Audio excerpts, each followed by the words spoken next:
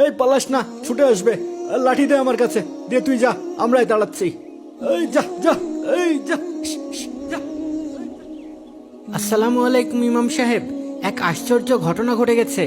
ওয়ালাইকুম আসসালাম। কি হয়েছে আলী ভাই? এত লোকজন কেন?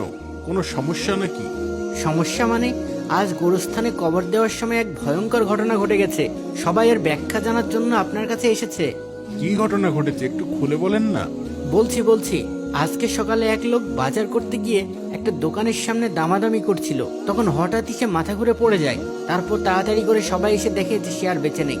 ইন্না লিল্লাহি ওয়া ইন্না ইলাইহি রাজিউন। তারপর যথারীতি আমরা তার বাড়িতে খবর দিই, লাশের গোসল দিই, কাফন পরাই, তারপর লাশের জানাজা পড়িয়ে দাফনের জন্য কবরস্থানের সামনে নিয়ে আসি।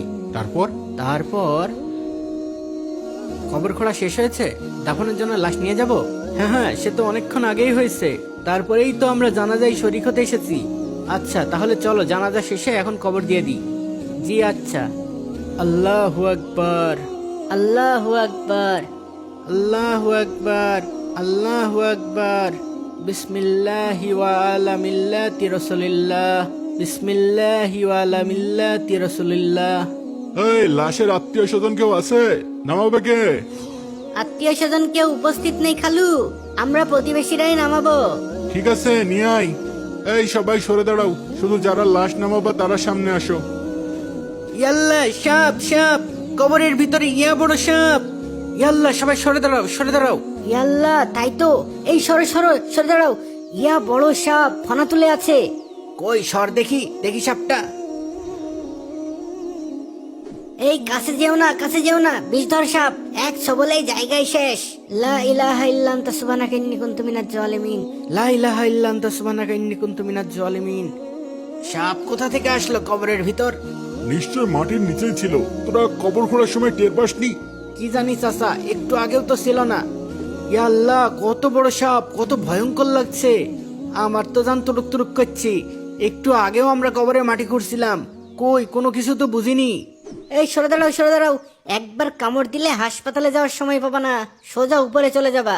এই সরো সরো, সরে দাঁড়াও, আমি সাপটাকে তাড়িয়ে দিচ্ছি।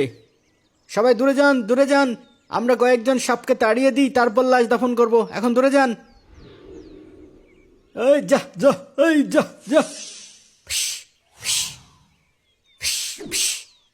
উরি বাবা, এই পালাস না, ছুটে আসবে। লাঠি দে আমার কাছে, দে তুই যা, আমরাই দাঁড়াচ্ছি। এই যা যা, এই যা যা, এই যা যা যা। ভাই কি করা যায়, এই সাপ তো এখান থেকে নড়েই না। আমার মনে হয় আর বেশি খোঁচাখুচি করা ঠিক হবে না, না হলে আবার তেড়ে আসতে পারে। এই চলো চলো, কি ভয়ঙ্কর সাপ, দেখেই ভয় লাগছে।